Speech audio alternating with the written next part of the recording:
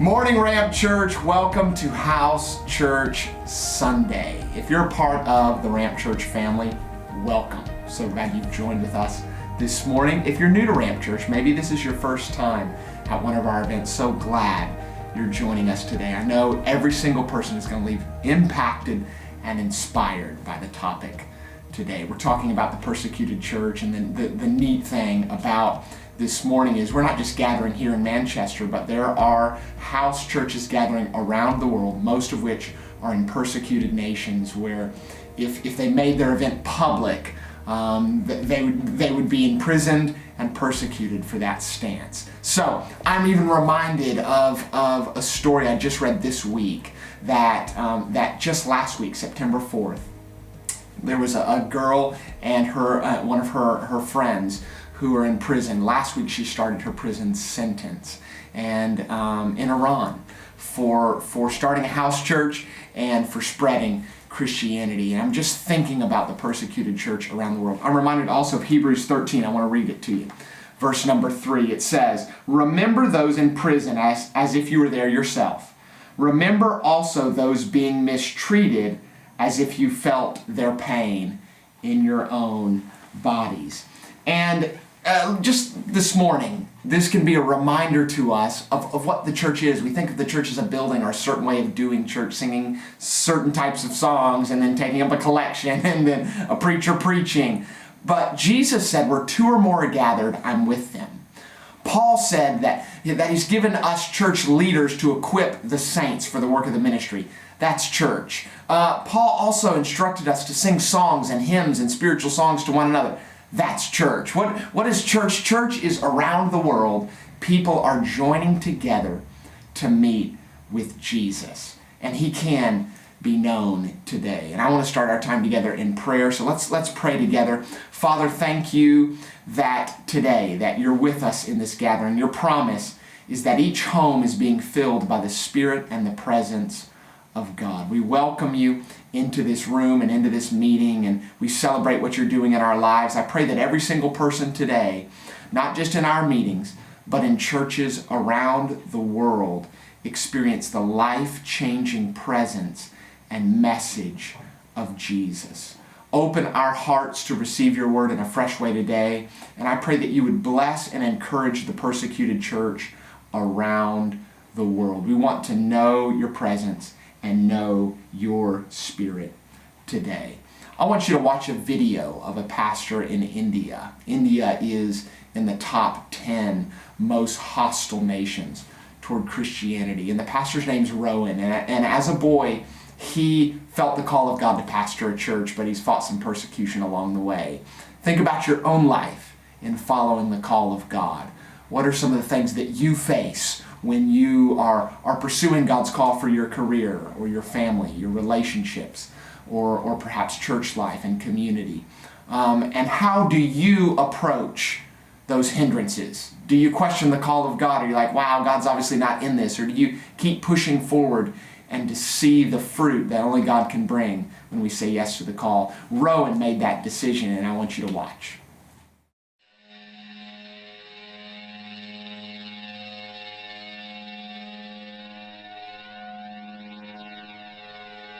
நான் 18 வயசாக இருக்கும்போது ஆண்டவர் என்னோடு கூட ஏசாயா 43:1 நான் உன்னை மீட்டு கொண்டேன், பேர் சொல்லி அழைத்தேன், நீ என்னுடையவன் என்ற வார்த்தையின்படி தேவன் என்னை அழைச்சார். அன்றைக்கு ஆண்டவருடைய ஊழியத்தை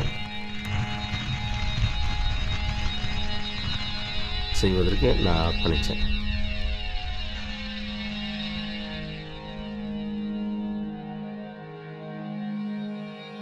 ஆனால் இருந்தாலும் கூட அந்த சபையை ஆரம்பிக்கணும்,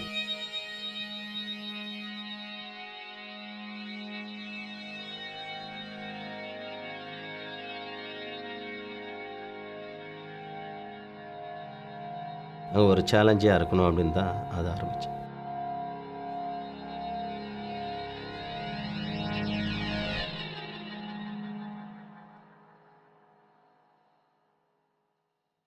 நான் 7 வருஷம் நான் பர்சனல் எவாஞ்சலிசம், சில்ட்ரன்ஸ் மினிஸ்ட்ரி இது மாதிரி தான் செஞ்சுட்டு இருந்தேன். அது மூலமாக தான் என்னென்னா ஒரு 30 பேர் என்ன பண்ணாங்க, இயேசுவை ஏற்றுக்கிட்டாங்க. அதன் பிறகு தான் 2008 அந்த இடத்துல சபையை என்ன பண்ணோம், ஸ்தாபித்தேன். அதன் பிறகு ஒரு குறிப்பிட்ட இரவு நேரத்தில் விடியற் காலத்தில் எனக்கு ஒரு கால் வந்தது. இது மாதிரி சபை எரிந்து கொண்டு இருக்குங்க. நான் என்ன பண்ணேன்னா, அதை பார்க்கும்போது ஃபுல்லாக தீ எரிஞ்சிட்டு இருந்தது தான் பார்த்தேன் ஒழிய மற்றபடி ஒன்றுமே பார்க்க முடியல. அது என்னென்னா ஒரு மாதிரி பெட்ரோல் மற்றபடி ஒரு கெமிக்கல் வாடை தான் வந்துச்சு.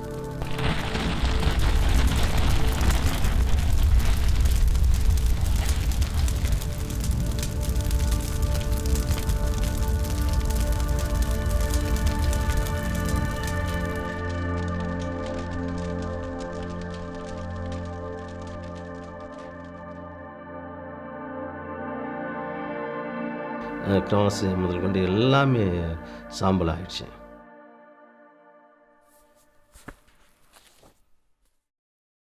அப்போது என்ன யோசித்தேன்னா, கர்த்தர் கொடுத்தார், கர்த்தர் எடுத்துக்கொண்டார். இனிமேல் ஆண்டவர் என்ன செய்ய போகிறாரா தெரியல.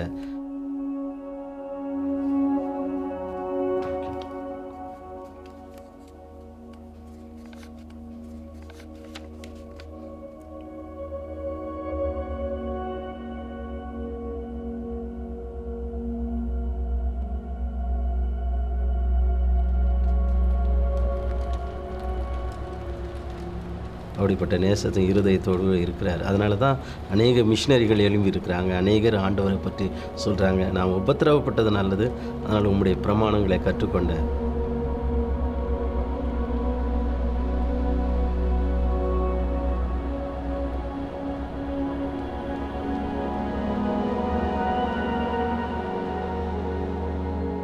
அப்போஸ்தலனாகிய பவுல் யாக்கோப்புக்கு எழுதின நிருபம் 1ஆம் அதிகாரம் 2-4 வரை.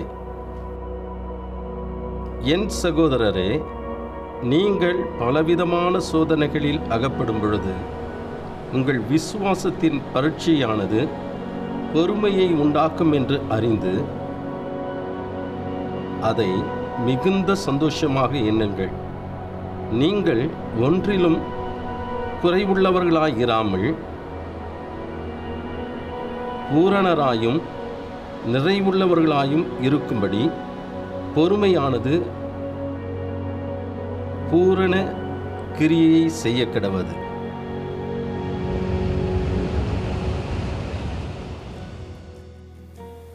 Wow, what a story. Can you believe Pastor Rowan continuing the work of God after extremists burned down his church, and such an inspiration.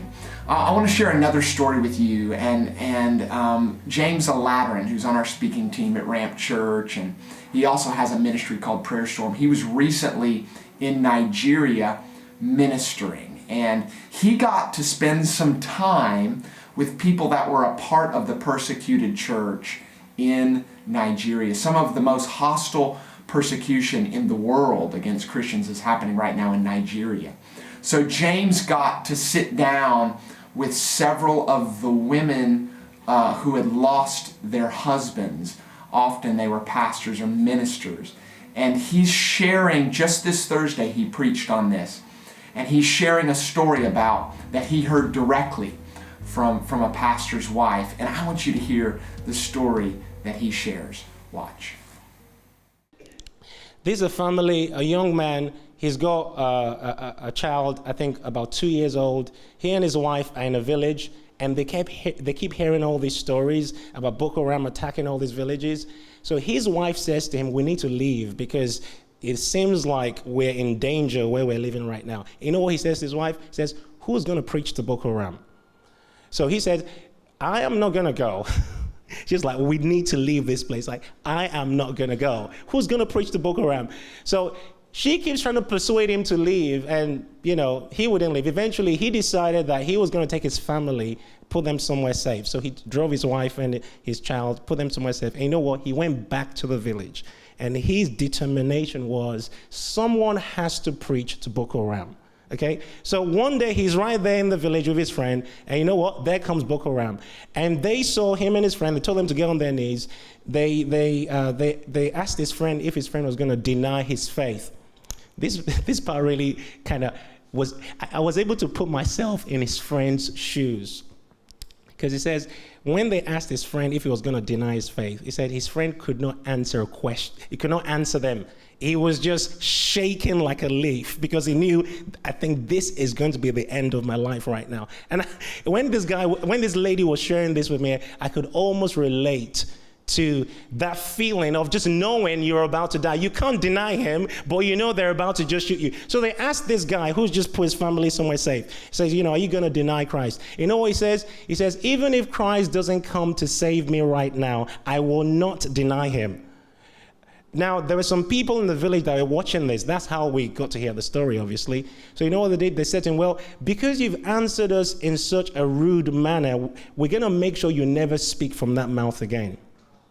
They shot him in the mouth, and he died. Now, his wife was somewhere else, obviously, didn't know that the husband had died.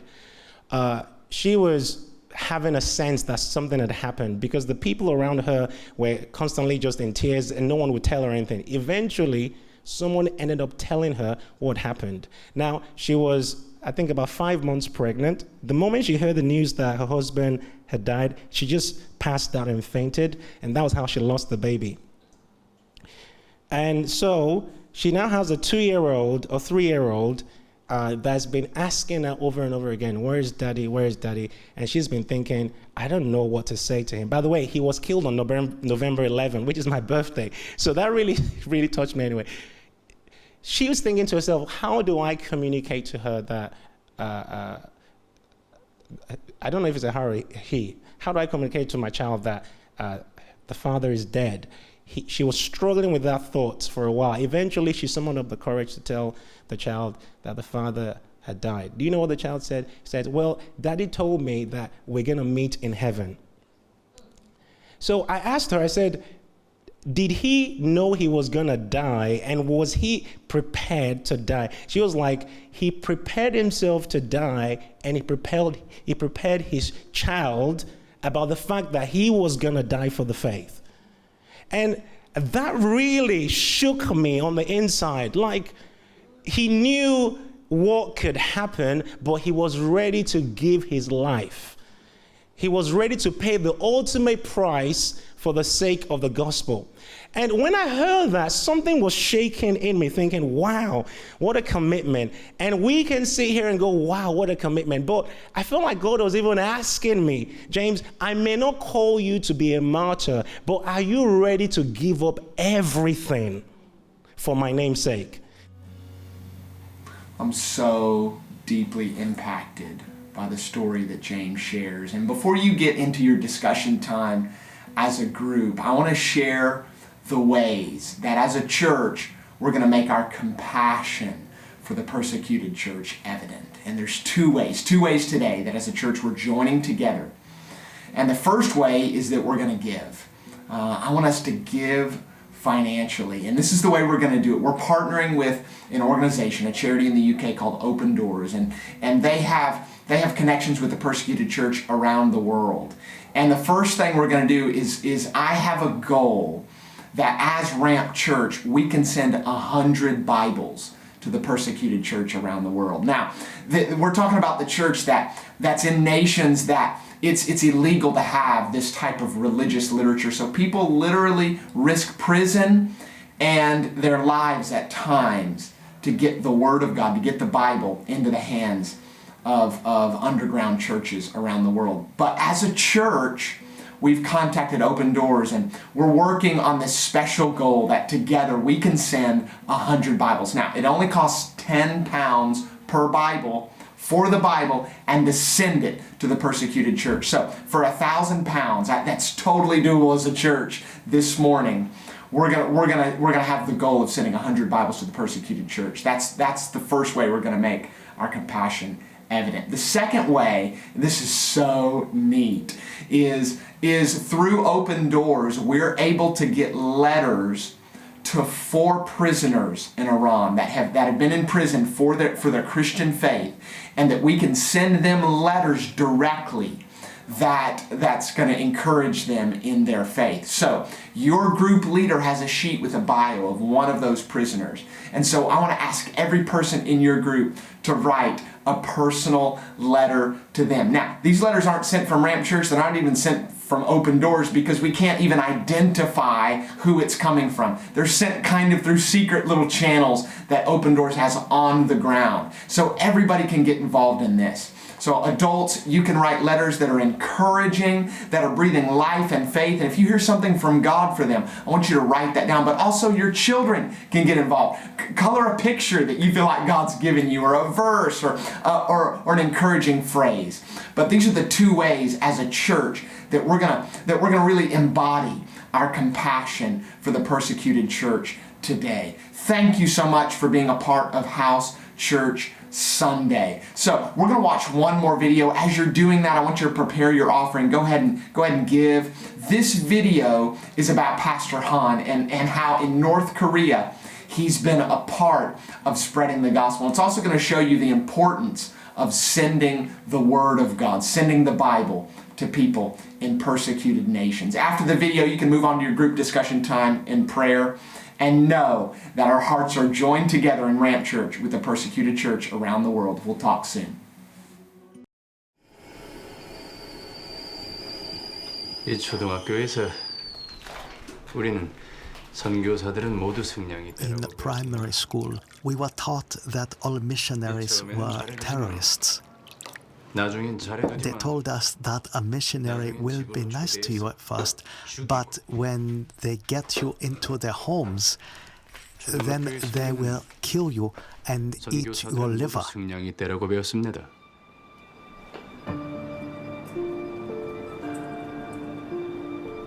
우리 마을에는 먹을 것도 없고 There was no food and no work in my village.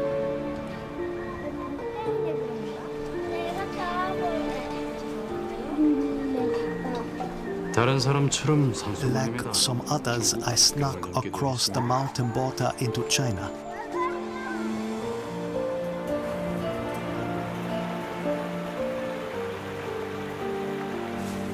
맥에 팔려고 버섯을 땄는데 I picked mushrooms in the hopes of selling them in Chiangbai. I don't speak Chinese at all. 한 사람을 만났습니다. But in the mountains, I met a man. 구입할 거면 내가 팔아주겠소. 그 사람이 He 내가 said, 딴 버섯을 I can sell 팔아준다고 말했죠. those for you.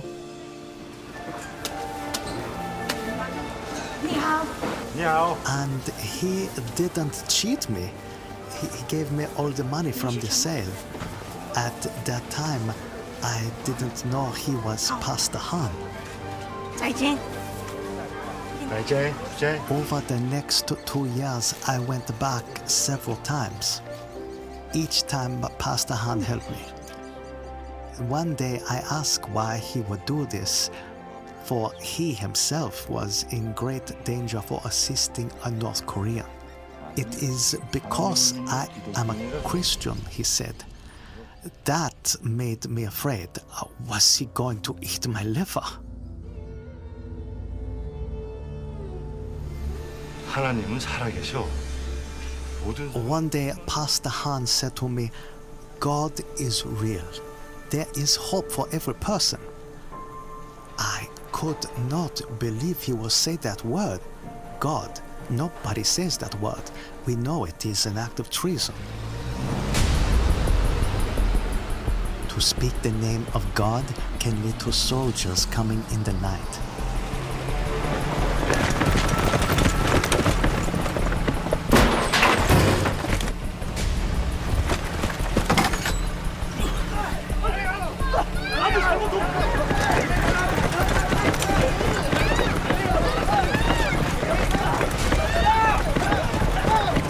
There will be no trial. No journalists will write about you, and no one will ever dare ask where you have gone. 하루는 One day I asked Pastor Han for a Bible. 우리 동무들을 도와줘서 너무 고마워. He knew that if I was caught with a Bible, my life would be in danger. But over time, I persuaded him. I showed the Bible to my wife. 성경이요? At first, she refused to even look at it. Why would you bring that here? She cried. She knew that if anyone reported that you had even glanced at a Bible, you would be arrested. And not just you. You and all your relatives sent to the concentration camps for years and years and years.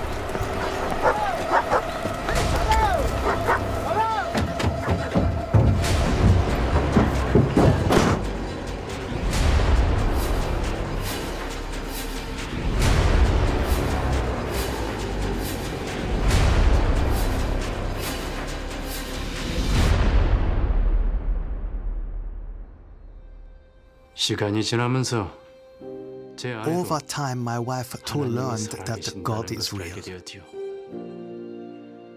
제 아내도 She found hope. 희망을 갖게 된 것입니다.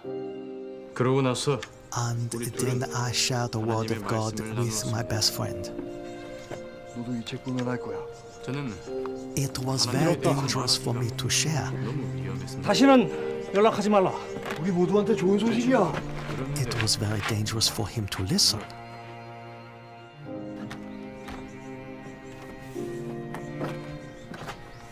One day in the summer of 2016, we heard that some North Korean assassins were being honored by the government, rewarded for their good work for killing a terrorist missionary in Chiang-Mai. We knew it was Pastor Han. Who else could it be? 우리는 너무 두려웠습니다. We were frightened. 그들이 내가 Did they know 한목사와 he 연계가 was my 있다는 friend? 것을 Did they 알아냈습니다. know I had met with him many 내가 times? 여러 번 한 목사를 만났다는 것을 알아냈을까? 이러다 우리도 죽는 거 아닙니까? 아, 방향 떠는 소리. 한 목사님은 Pastor Han gave his life, but he gave hope to me and to many other North Koreans. 북한 주민들에게 And despite the ever-present danger, many of us will continue to share the message that God is real. 우리들은 하나님이 살아계신다는 사실을 계속해서 다른 사람들에게 We 말해요. hope that our sacrifice, when the day comes, will be worthwhile, 우리도 just 희생할 가치가 like it 있다고 was 생각합니다. for Pastor Han. 한 목사님이 그러셨던 것처럼 말입니다.